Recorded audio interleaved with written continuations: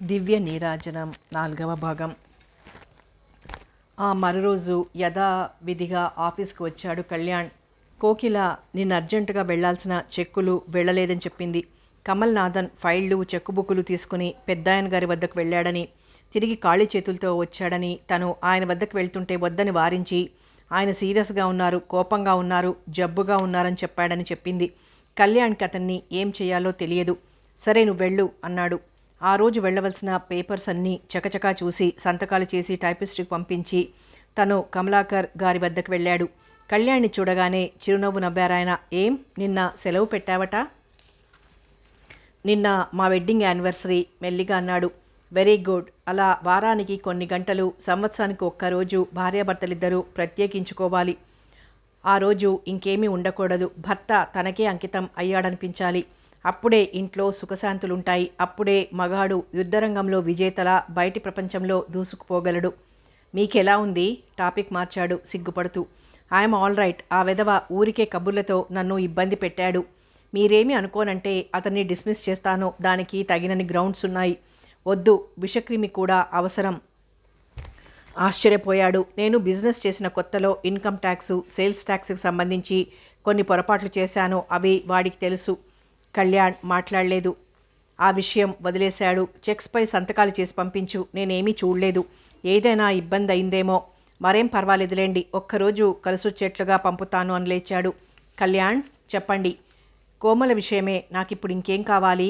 కావలసినంత ఆస్తి, అన్నీ చక్కగా చూసుకునే పార్ట్నర్ నువ్వు. ఇప్పుడు నా ఆలోచన ఏదైనా అది కోమలి గురించే.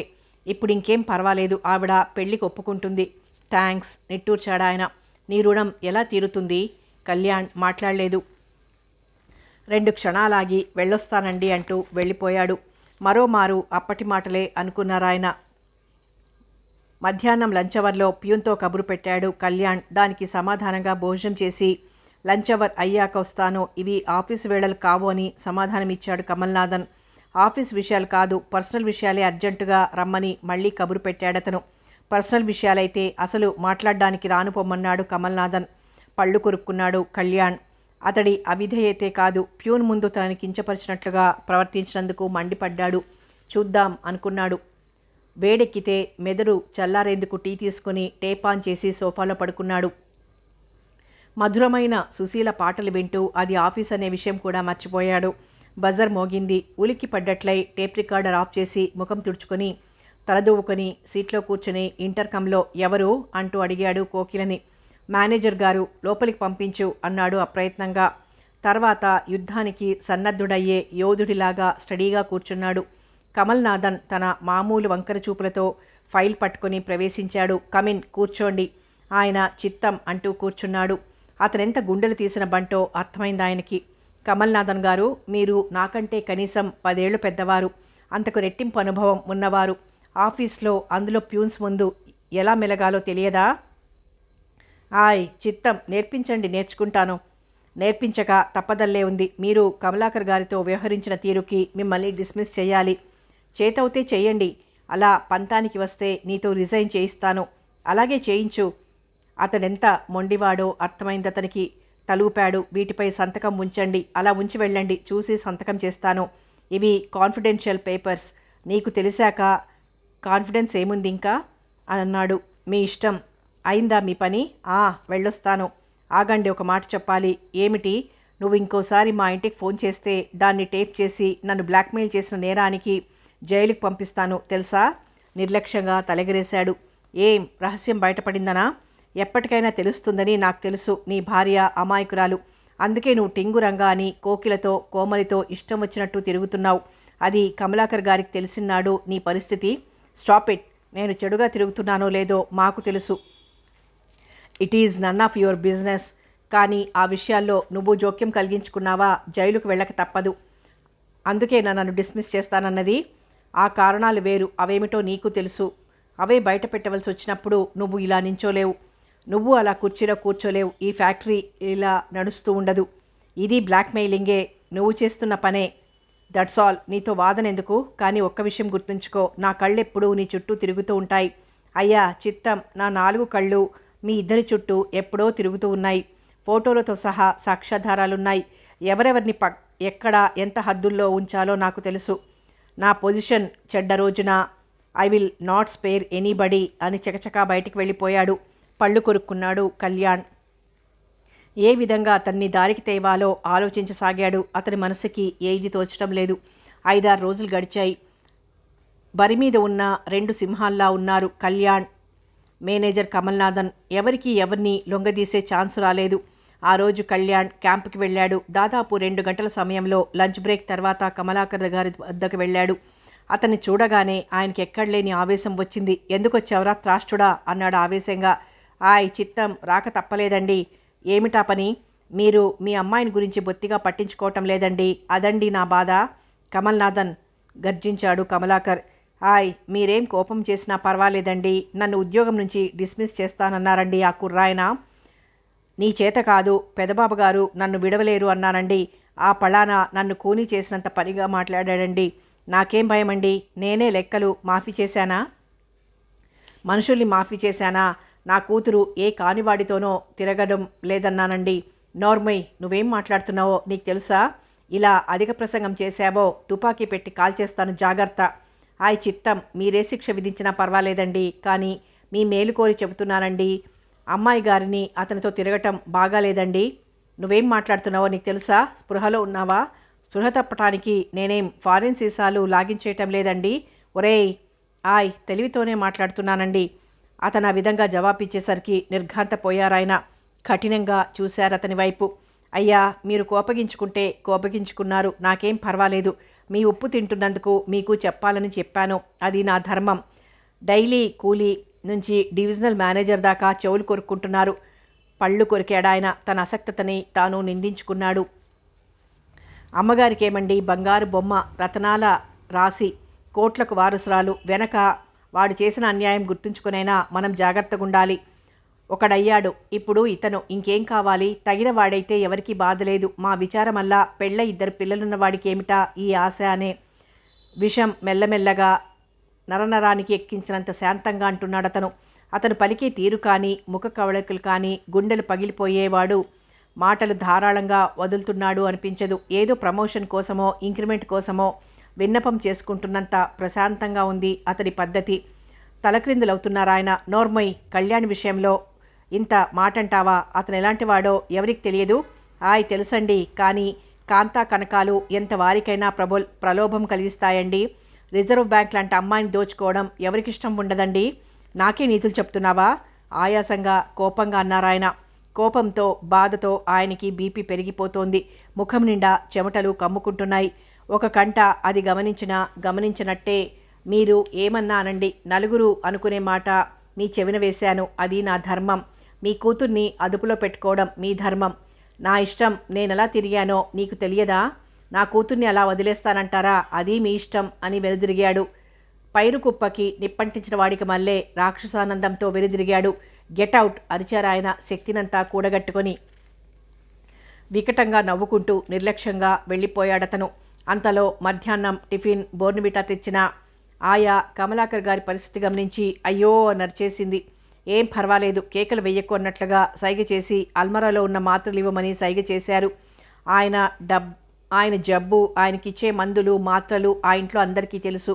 గబగబా అరక్షణంలో ఇచ్చేసింది ఆయా. ఆ మాత్రలు మింగేసి 10 నిమిషాల్లో తేరుకొని బరువుగా కళ్ళు మూసుకున్నాడు. దిండు కానుకొని పడుకున్నా చాలా ఆయాసంగా అనిపించింది.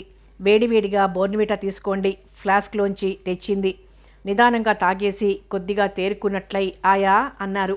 బాబుగారు దగ్గరగా వచ్చి పలికింది. విన్నావా కుముదం? ఏమిటి బాబు? ఆ మేనేజర్ ఎంత మాటన్నాడో. నా కూతురు నా బంగారు తల్లి చెడిపోతున్నదట. కళ్యాణ్ ఆమెని మోసం చేస్తున్నాడట. ఈ మనుషులకేం తెలుసు? నా చిట్టి తల్లి మనసు పాడు చేసుకుని బాధపడుతుంటే ఆమె మనసు బాగుపడేదాకా తోడుగా ఉండమని నే కోరితేనే అతను ఆమెని దారి మళ్లించేందుకు ఆమెతో కులాసాగా తిరుగుతున్నాడు.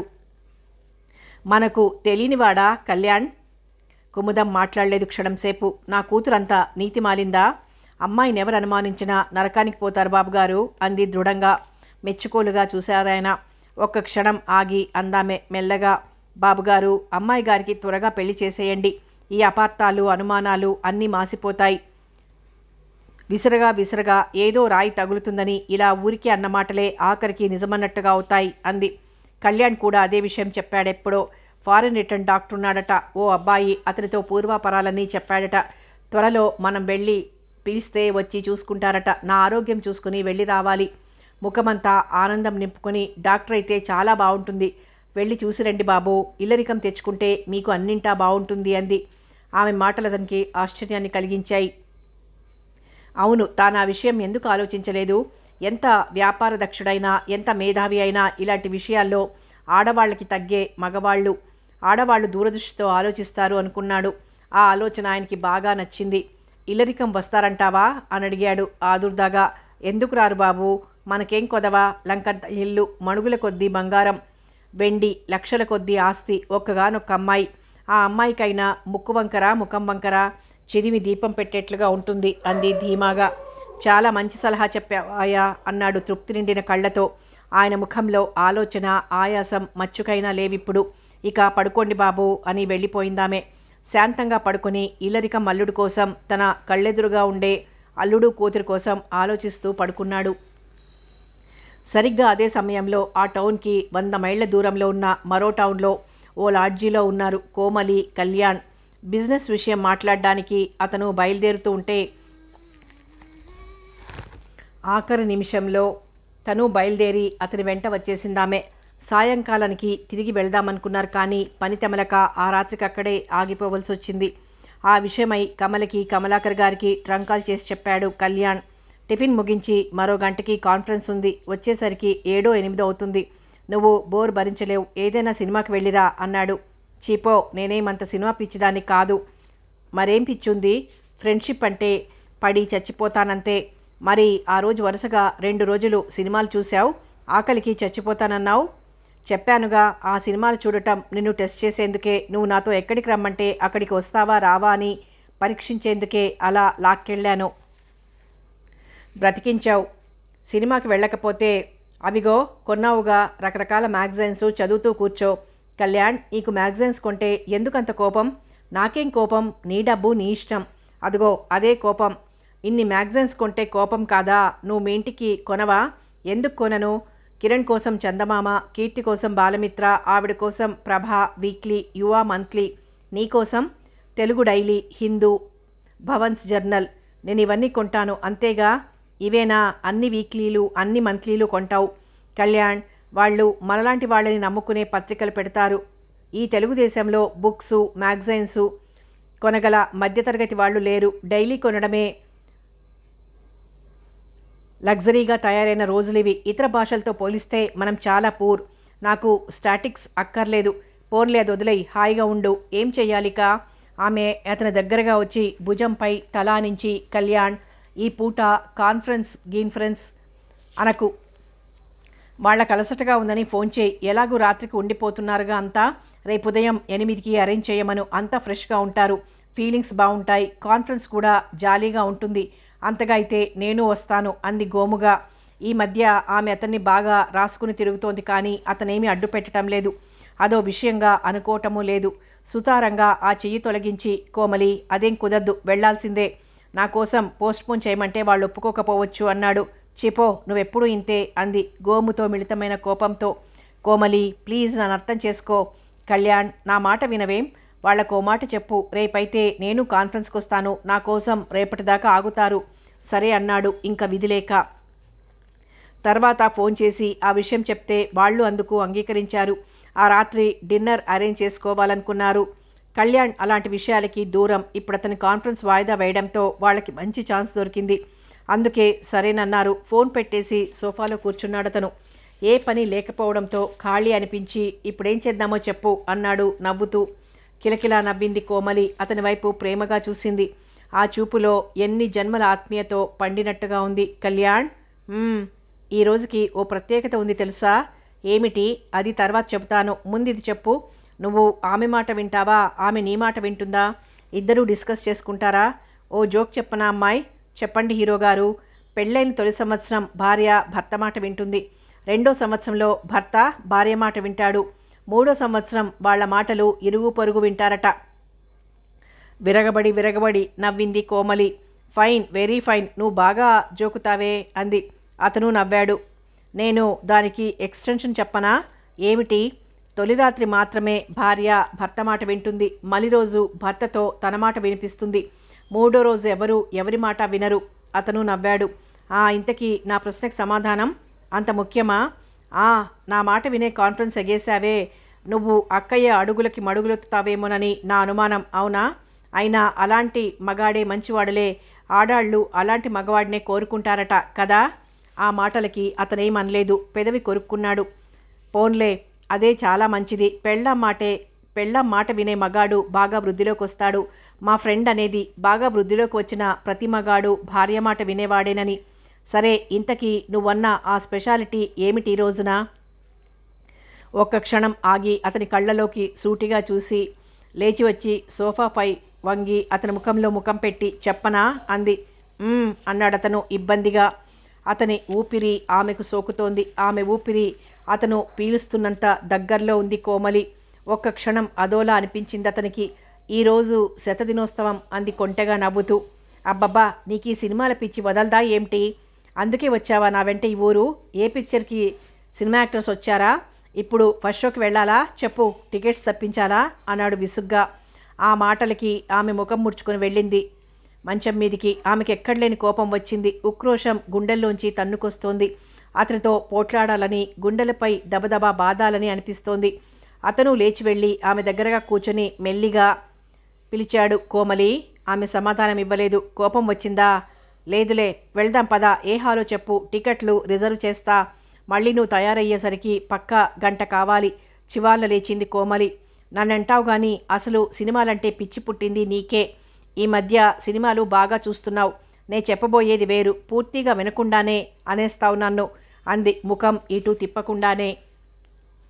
అతను ఆమెని మెల్లిగా ఇటు తిప్పి చెప్పు, నువ్వు పూర్తిగా చెప్పకుండానే నేనేం చేయగలను అన్నాడు. ఆ కాస్త కోపానికే ఆమె బుగ్గలు కందిపోయాయి. కళ్ళు కొద్దిగా ఉబ్బాయి. కదిలిస్తే కురిసే వర్షంలా ఉన్నాయి కళ్ళు. బుగ్గలు కంది ఎంత అందంగా ఉన్నాయో తెలుసా? బంగినపల్లి బేనిషా మామిడి పళ్ళల్లా ఉన్నాయి నీ బుగ్గలు అన్నాడు నవ్వుతూ. అమ్మో, కొరుక్కుని తినేశావు సార్. ఇంటి వద్ద ఇంతకంటే మంచి బుగ్గలున్నాయి, జాగ్రత్త, వాటిని గుర్తు తెచ్చుకోండి అంది వెంటనే నవ్వేసి. ఆమెకి అతని మాటలు సిగ్గుగాని కోపం కానీ కలిగించనే లేదు. హఠాత్తుగా కొరడాతో కొట్టినట్లయి వెనక్కి తగ్గాడు కళ్యాణ్. అతనికి తన ఉత్సాహంపై తనకే సిగ్గేసింది. కానీ కోమలి అదేమీ గమనించకుండా అతని చేయి తన చేతుల్లోకి తీసుకుని కళ్యాణ్ అని పిలిచింది మృదువుగా నిమురుతూ. అన్నాడు పరిధ్యానంగా. మన పరిచయం జరిగి ఈ రోజుతో సరిగ్గా 100 రోజులు గడిచాయి, గుర్తుందా? అదా, ఆ విషయం ముందుగానే చెప్పరాదు అన్నాడు నవ్వుతూ. నన్ను చెప్పనిస్తేనా నువ్వు? శతదినోత్సవం అనగానే నీకు సినిమాలపై దృష్టి వెళ్ళిందాయే. చెప్పానుగా, ఊరికే నన్నంటావు గాని నీకే ఈ మధ్య సినిమాలపై ధ్యాస ఎక్కువైంది అంది నవ్వుతూ. సర్లే, ఇప్పుడేం చేద్దామో చెప్పు.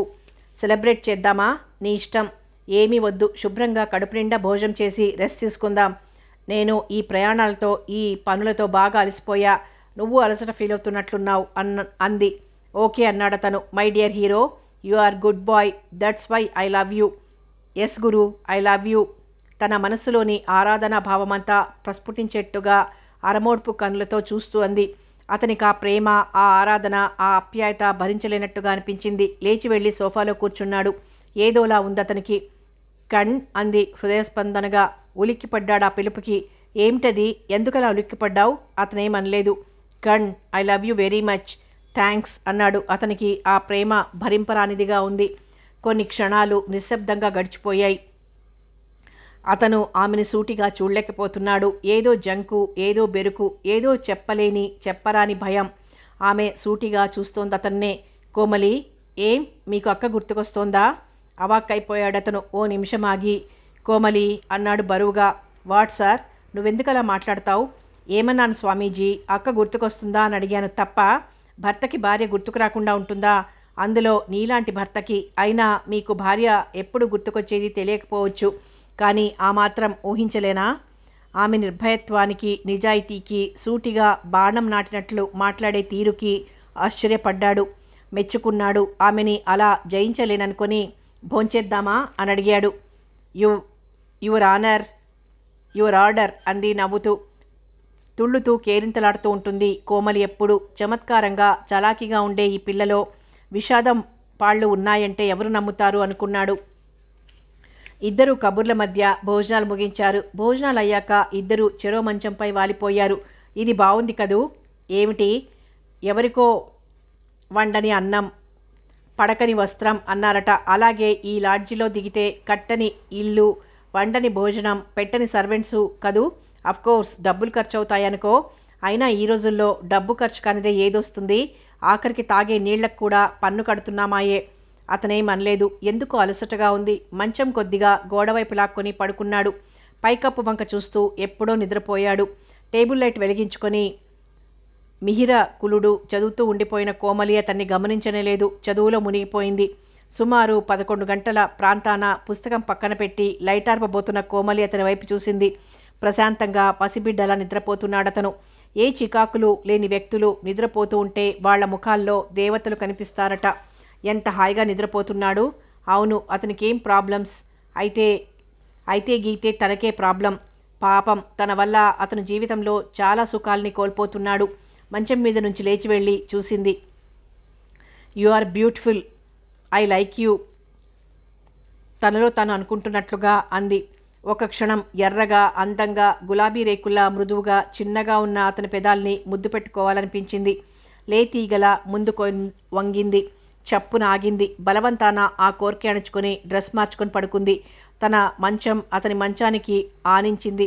ఆలోచనల్ని దూరం చేసుకుంది. ఎప్పుడో నిద్రలోకి జారిపోయింది. హఠాత్తుగా మెలకువైంది. కళ్ళు విప్పి చూశాడు కళ్యాణ్.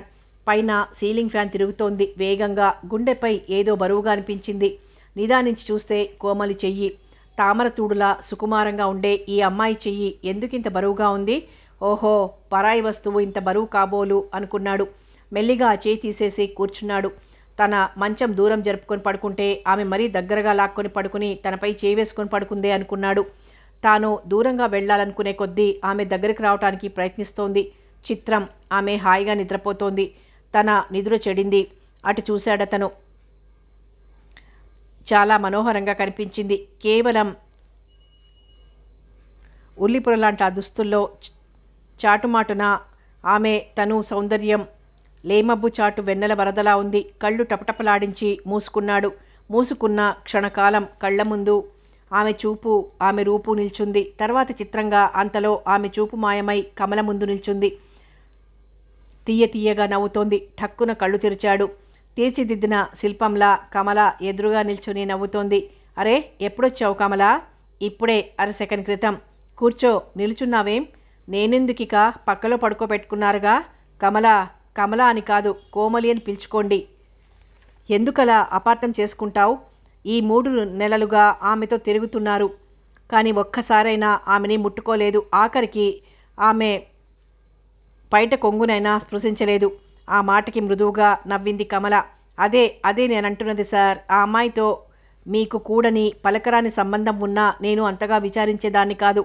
అలాంటిది ఏనాడో ఓనాడు తుపుక్కున తెగిపోతాయి. కానీ కళ్యాణ్, మీరు ఈ 100 నాళ్లుగా ఆమెను చిటికెన వేలినైనా ఆ భావంతో స్పృశించలేదంటే ఆమెపై మీకెంత గౌరవం ఉందో, ఆమెనెంతగా ఆరాధిస్తున్నారో నేను గ్రహించుకోగలను. మీకు ఆమె శరీరం అక్కర్లేదండి, ఆమె మనసు, ఆమె ప్రేమ కావాలి. అవునా? అందుకే నేను భయపడుతున్నాను. శత్రువుని గురించి భయపడాలి, కానీ స్నేహం చాటున రగిలే పగని చూసి ఇంకా భయపడాలి. ఇది అలాంటిదే. చప్పున వెళ్ళిపోయింది కమల. ఉలిక్కిపడ్డాడు కళ్యాణ్. సరిగ్గా అప్పుడే టెలిఫోన్ మోగింది. తల విదిలించుకొని పరిశీలనగా చూస్తే కమల లేదు. ఎక్కడ కమల? ఇంతదాకా తనతో మాట్లాడి పోటాడిన కమల ఎక్కడికి వెళ్ళిపోయింది? కళ్ళు నులుముకొని మరోసారి చూశాడు. వేసిన తలుపులు వేసినట్టే ఉన్నాయి. ఎలా వచ్చింది కమల? కమల రాలేదు. అదంతా తన భ్రమ. గదిలోకి రావటానికి తలుపులు అడ్డం, కానీ మదిలోకి రావటానికి తలుపులు ఎప్పుడూ సిద్ధమే కదా. అదంతా తన భ్రమ. కేవలం తన మనసు కల్పించుకున్న చిత్రం. తన మనసుకి మమతకి జరిగిన సంఘర్షణ. తనకు కోమలిపై ప్రేమ పెరుగుతోందా? మనసులో ఆమెకి స్థానం కల్పిస్తున్నాడా? కోమలి వైపు చూశాడు దీక్షగా. సరిగ్గా ఆ సమయంలో కోమలి నవ్వింది. కేవలం అమృతం తాగిన వాళ్లే అంత అందంగా నవ్వగలరనిపించింది. ప్రశంసాపూర్వకంగా చూశాడామె వైపు. టెలిఫోన్ మళ్ళీ మోగసాగింది. విసుక్కుంటూ వెళ్ళి ఫోన్ ఎత్తాడు. సారీ ఫర్ ద డిస్టర్బెన్స్, మీకు ట్రంక్ కాల్ అన్నాడు రిసెప్షనిస్టు. కనెక్షన్ ఇవ్వండి అన్నాడు చిరాగ్గా. ఈ సమయంలో తనకెక్కడిది కాల్ అనుకున్నాడు. కొన్ని క్షణాల తర్వాత హలో అన్నాడు అట్నుంచి. హలో, నేను కళ్యాణ్ని. బాబుగారు, ఆదుర్దాకా పిలిచింది ఆయా కంఠం. కుముదం గొంతు గుర్తుపట్టాడు. ఏమిటాయా? బాబుగారు, పెదబాబు గారికి హార్ట్అటాక్ వచ్చింది, చాలా బాధపడుతున్నారు. పోటు ఆగి ఆగి వస్తోంది, చాలా ప్రమాదమన్నారు. డాక్టర్ బాబు వచ్చి ఇక్కడే ఉన్నారు. మిమ్మల్ని అమ్మాయి గారిని వెంటనే బయలుదేరమ్మంటున్నారు. బాధగా కంగారుగా గబగబా చెప్పింది కుముదం. ఆ వార్త వినగానే కళ్యాణ్ మతిపోయినట్లయింది. నేను వెంటనే బయలుదేరొస్తున్నాను. కోమలి నిద్రపోతోంది. ఇదిగో ఇప్పుడే తయారై వస్తాం, గంటన్నరలోగా వస్తాం అని ఫోన్ పెట్టేసి ఇటు తిరిగాడు. మనస్సులోని గాబరానంతా అణుచుకొని కోమలి వైపు చూశాడు. ఒకవేళ ఫోన్ శబ్దానికి లేచిందేమోనని అతని భయం. కానీ హాయిగా నిద్రపోతోంది కోమలి. నిద్రలోనే నవ్వుతోంది కులాసాగా. ఇంత సుఖంగా హాయిగా నిద్రపోతున్న ఈ అమ్మాయిని ఇప్పుడు నిద్ర లేవగొట్టి మీ నాన్న గుండెపోటుతో బాధపడుతున్నారని చెప్పాలా అనిపించింది అతనికి. అయినా తప్పదు. ఒక్క క్షణం తర్వాత కోమలి కోమలి అని పిలిచాడు. కళ్ళు తెరిచింది. స్వప్నభంగమైన దేవతల అతని వైపు చూసి మెల్లగా నవ్వింది. ఏమిటి అంది మత్తు వదలని కళ్ళతో చూసి. ఆమెకు ఆ సమయంలో అతని పిలుపు గమ్మత్తుగా ఉంది. లే, త్వరగా డ్రెస్గా, నాన్నగారికి గుండెపోటు వచ్చిందట, ఇప్పుడే ఆయా ట్రంకాల్ చేసి చెప్పింది. బరువుగా ఉన్నాయి అతని మాటలు. ఎలా ఉందట? ఆదుర్దాగా అడిగింది. ఏం పర్వాలేదులే, డాక్టర్ గారు వచ్చి అక్కడే ఉన్నారట, ప్రశాంతంగా పడుకుని నిద్రపోతున్నారట. అయినా ఆమెకి ధైర్యం చిక్కలేదు. ఆందోళనతో ముఖం వాలిపోయింది. దిగులుగా లేచి క్షణాలపై డ్రెస్ మార్చుకుంది. అదురుతున్న గుండెలతో ఆందోళనతో మరో 5 నిమిషాల్లో రూమ్ ఖాళీ చేసి కారెక్కారు. కళ్యాణ్ డ్రైవ్ చేస్తున్న తీరు చూసిన కోమలికి ఫాస్ట్ డ్రైవింగ్ భయం వేసింది. ఎక్కడ యాక్సిడెంట్ అవుతుందోనని భయపడింది. కానీ అర్ధరాత్రి వేళ హై రోడ్ కావడంతో అతను 100 కిలోమీటర్ల వేగంతో డ్రైవ్ చేస్తున్నా ఏమీ ఆటంకం లేకుండా క్షేమంగా ఊరు చేరారు. కాంపౌండ్లో కారు ఆగగానే గబగబా దిగి పరిగెత్తి వేగంగా 2 మెట్ల చొప్పున ఎక్కి తండ్రి గారి గది చేరింది కోమలి. ఆమె గదిలో అడుగుపెట్టేసరికి కమలాకర్ గారు మంచం మధ్యలో శరతల్పగతుడిలా పడుకున్నాడు. ఆయన మంచానికి ఓవైపు ఈజీ చైర్లో డాక్టర్ కృష్ణమూర్తి, మరోవైపు ఆయా నించునున్నారు. నాన్న, కేకేసినట్టుగా పిలిచిందామె. ఆ కేకకి ఉలిక్కిపడ్డాడు డాక్టర్. ఆయా భయపడింది. అపస్మారక స్థితిలో ఉన్న కమలాకర్ గారు బరువుగా కళ్ళు తెరిచారు. సరిగ్గా ఆ సమయంలో గదిలో అడుగుపెట్టాడు కళ్యాణ్. అస్పష్టంగా ఉంది ఆయన కంఠస్వరం. బరువు, బాధ రెండూ ప్రతిధ్వనిస్తున్నాయి ఆ పిలుపులో. మంచానికి దగ్గరగా వచ్చాడు కళ్యాణ్. కూతురు చెయ్యి ఓ చేత్తో, కళ్యాణ్ చెయ్యి మరో చేత్తో పట్టుకుని దీనంగా చూశాడు కమలాకర్. నాన్న. కమలాకర్ గారు ఇరువురు ఒకే సమయంలో పిలిచారు. నాన్న బాధగా పిలిచింది పాప. మళ్ళీ బరువుగా పిలిచాడాయన. మంచంపై ఓ వారగా కూర్చుంది కోమలి. కళ్యాణ్ కొద్దిగా ముందుకు వాలాడు. నా పని అయిపోయింది, ఇక లాభం లేదు. నా దెబ్బ నుంచి కోలుకోలేను. పాప, నీ గురించే ఆందోళనగా ఉంది. కళ్యాణ్, అమ్మాయి బాధ్యత నీపైనే పెడుతున్నాను. నీ ఇష్టం, దాని బాగోగులన్నీ నీవే. ఓ మంచి సంబంధం చూసి పెళ్లి చేయి. నా వాటాలో ఇద్దరికీ సమంగా ఇచ్చేయి. అమ్మాయికంటూ ఓ భాగం ఉండాలి. నువ్వు వ్యాపారంలో తోడుగా ఉంటావులే, ఆ ధైర్యం నాకుంది. ఇంత దుఃఖంలోనూ నాకు నువ్వున్నావనే ధైర్యం ఉంది. దాంతోనే నేను నిశ్చింతగా కన్నుమూయగలుగుతున్నాను. ఆయాసపడుతూ నెమ్మదిగా తన మనసులోని ఆలోచనలని వివరించాడు. మీకేం పర్వాలేదు, త్వరలో కోలుకుంటారు. పేలవంగా నవ్వాడు. నా విషయం నాకు తెలుస్తుంది. మృత్యుఛాయ కనిపిస్తోంది. మరణ బాధ అంటే ఏమిటో తెలుస్తోంది. నేను మాట్లాడుతున్నానంటే ఒక్కో నరం తెంచుకొని ఒక్కో మాట పలకగలుగుతున్నాను. కళ్యాణ్ ఏమీ అనలేదు. ఆయన చేతిని మృదువుగా నిమిరాడు. పాపా, నాన్న, కళ్యాణ్ చూసిన సంబంధం చేసుకో. ఈ కథనే నీ గార్డియన్. నాన్న. అవునమ్మా, నాకు పెళ్ళొద్దు. నువ్వు కాదు కూడదంటే నేను కళ్యాణ్ని చేసుకుంటానంతే. వింటున్న నలుగురు ఆ మాటలకు నిర్ఘాంతపోయారు. కమలాకర్ గారికి వింతగా సంతోషంగా ఉంది. అవును నాన్న, నేను ఈ గడిచిన 3 నెలల్లో ఆయన్ని బాగా స్టడీ చేశాను. నా విషయం తెలిసి ఆయన నన్ను ప్రేమగా చూసుకున్నారు. నాకు అంతకంటే మంచి భర్త లభించడు, అది నిజం. దీనంగా కళ్యాణ్ వైపు చూశారాయన. ఆ చూపుల్లో దీనత్వం ఉంది, అర్థింపు ఉంది. ఆయన మళ్ళీ కూతురి వైపు చూసి తిరిగి అతని వైపు చూశాడు వేడికోలుగా. ఆయన చూపుల్లోని వేడికోలుతో పాటు మృత్యుఛాయల్ని స్పష్టంగా చూశాడు కళ్యాణ్. ఆయన ముఖంలో వస్తున్న మార్పును చూసి డాక్టర్ గాబరా పడ్డాడు. అయ్యో, మళ్ళీ అటాక్ వస్తున్నట్టుంది అన్నాడు గాబరాగా. మూసుకుపోతున్న కనురెప్పల్ని బరువుగా ఎత్తి చూస్తున్నారు కళ్యాణ్. ఆయన వైపు. అదంతా తన ఆఖరి అభ్యర్థన అన్నట్టుగా చూసి, తర్వాత కూతురి వైపు అదే తన ఆఖరి చూపు అన్నట్టుగా చూసి, బలహీనమవుతున్న చేతులతో ఇద్దరి చేతులు కలిపాడాయన. తరువాత కనురెప్పలు మూతబడ్డాయి. అందరూ నిర్ఘాంతపోయి చూడసాగారు. కొన్ని క్షణాల తర్వాత చేతులు నిస్సహాయంగా వాలిపోయాయి. కొన్ని వందల కుటుంబాలకి ఆసరా ఇచ్చి అభయమిచ్చిన ఆ చేతులు బలహీనపడిపోయాయి. డాక్టర్ అయ్యో అన్నాడు అది గమనించి. ఆ క్షణంలో అందరూ కమలాకర్ గారి ముఖం చూశారు. నరాలన్నీ బిగుసుకుపోయాయి. ఆయన ప్రాణాలు అనంత వాయువుల్లో కలిసిపోయాయి.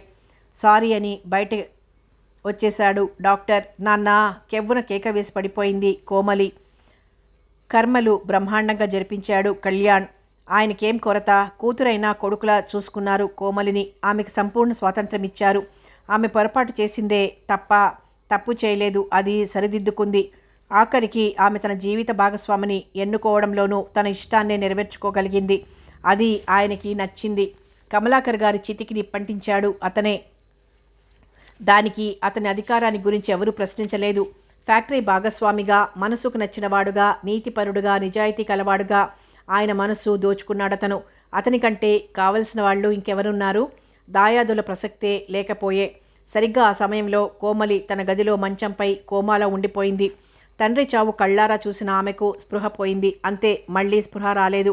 ఆ 10 రోజులు అంతే. ఎప్పుడు తెలివొస్తుంది? వెంటనే తండ్రి స్మృతులు గుర్తుకొస్తాయి. మళ్ళీ స్పృహ తప్పిపోతుంది. కర్మలన్నీ ఏమాత్రం లోటు రాకుండా పూర్తి చేశాడతను. సువర్ణదానం, గోదానం, భూదానం అన్న చోట కక్కుర్తి పడకుండా అలాగే జరిపించాడు. అప్పటికీ తీరిందతనికి కోమల్ని చూసేందుకు.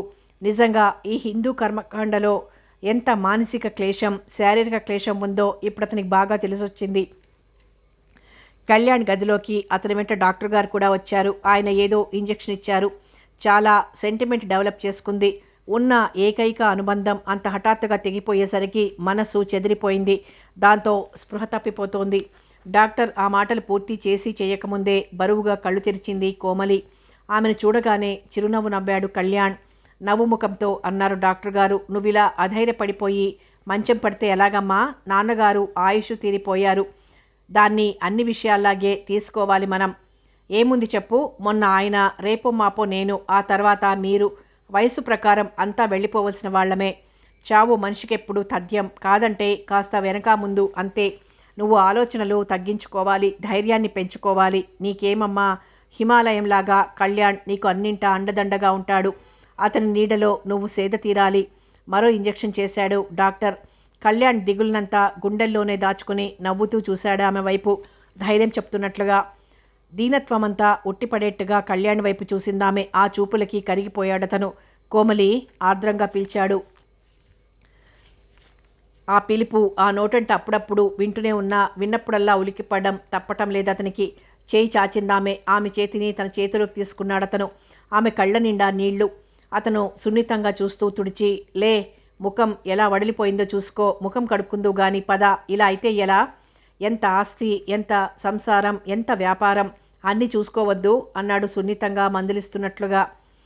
జీవం లేనట్టుగా నవ్విందామె. నువ్వున్నావుగా అన్నింటికీను. నువ్వుంటేనే నేనున్నట్టు. నువ్వు లేందే నేనెవర్ని? నువ్వు నేను ఒకటే. నేనే నువ్వు, నువ్వే నేను. అలాగే కాదన్నానా? నవ్వుతూ అన్నాడు. మరింకేం? అయినా నువ్వు ఇలా మంచం పట్టుకొని ఉండకూడదు. వెనకటి కోమలిలాగే హెల్దీగా ఉండాలి.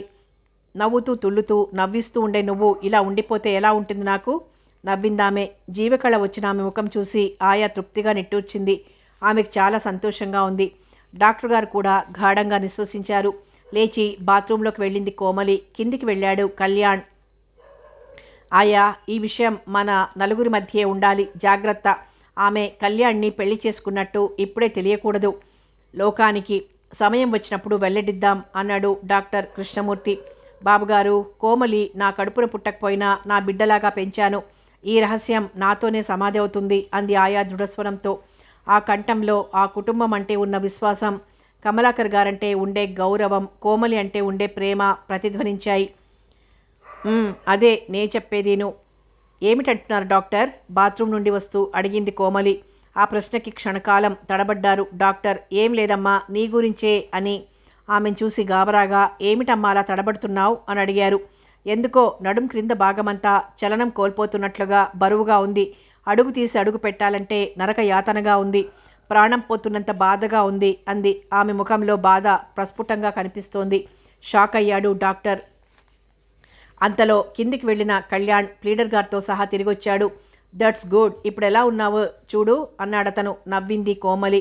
నాన్నగారి పేర ఉన్న షేర్సు, బాండ్సు, బ్యాంక్ అకౌంట్సు అన్నీ నీ పేర ట్రాన్స్ఫర్ చేయించడానికి ప్లీడర్ గారిని పిలిపించాను. నువ్వు ఈ పేపర్స్పై సంతకం చేస్తే కోర్టులో దాఖలు చేస్తారా ఆయన? అంది నిర్లిప్తంగా.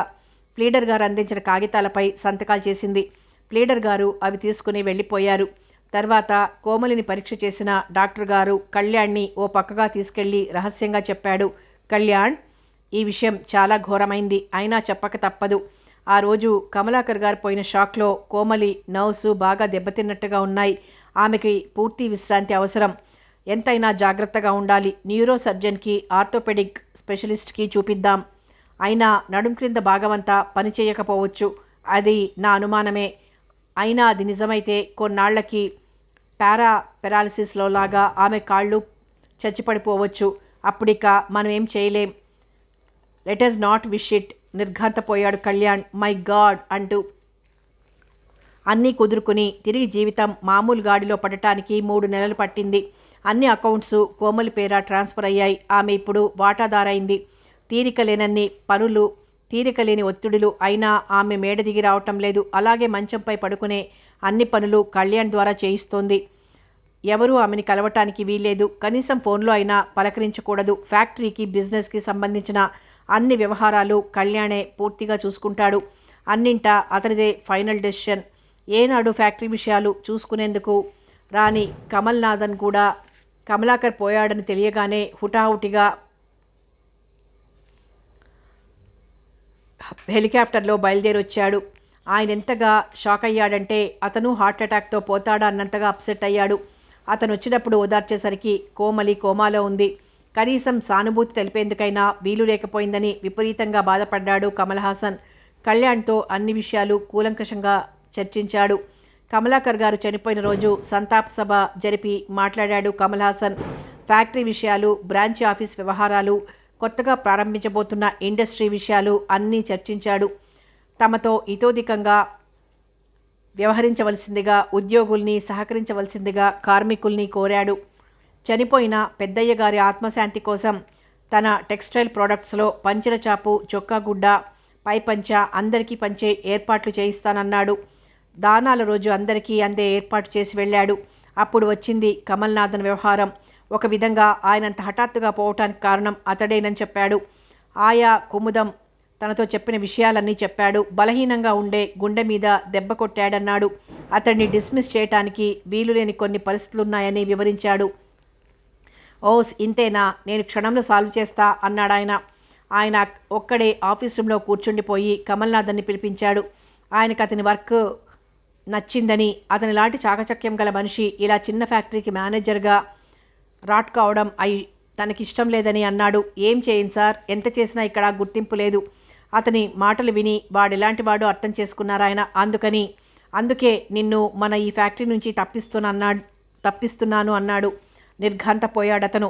కానీ నేను స్వంతంగా మలేషియాలో ప్రారంభించబోయే ఓ ఇండస్ట్రియల్ ఎస్టేట్కి నిన్ను ఎండీగా పంపాలనుకున్నాను. ఆ మాటలకు అతనెంతో సంతోషించాడు. కానీ ఊరు విడిచి వెళ్ళటానికి సుతారాం ఒప్పుకోలేదు. కానీ ఆయన అఖండుడు. ఎలాగైతేనేం ఆఖరికి అతన్ని ఒప్పించగలిగాడు. పాము ఎంత సాధువైనా తన విషం కక్కక మానదు. ఎంత పెంపుడు జంతువులాగా చూసుకున్నా అది ఎప్పుడో ఓసారి కాటు వేయకపోదు. వెళ్తూ వెళ్తూ కమల్నాథన్ అదే చేశాడు. శివం, నువ్వు పట్టాలనుకున్న పిట్ట జారిపోయింది. అది తెలివిగా తప్పుకుంది. దాన్ని మరోడు పట్టాలనుకుంటున్నాడు. దాదాపు పట్టేశాడు. అది ఇప్పుడు కాళ్ళు తెగిన పక్షి అయిపోయింది. ఇప్పుడు బ్లాక్మెయిల్ చేశావా, నీకు యోగం పడుతుందన్నాడు. అసలే వాడు వెధవ. డబ్బు కోసం వెంటపడ్డాడు. కోమలి మనస్సు పాడు చేశాడు. అంతేకాని మభ్యపెట్టలేకపోయాడు. తర్వాత అతను వెంటాడిన కిరవ కూడా త్వరలోనే మేలుకొని వాడిని దూరం చేసేసింది. ఇప్పుడతను ఒక విధంగా ఫూల్ అయ్యాడు. అంచేత చప్పున కమల్నాథన్ మాటలు విన్నాడు. కానీ కళ్యాణ్ కోమలి చుట్టూ ఏర్పరిచిన భద్రత వాడిని కాంపౌండ్ గేటు దాటి రానివ్వలేదు. ఆమె కోసం ఫోన్లో ప్రయత్నిస్తే ఏ పిలుపు ఆమెకి అందకుండా, ఆమె దాకా వెళ్లకుండా ఉండడంతో అది వ్యర్థమైంది. అతను నిరాశతో వదిలేశాడు.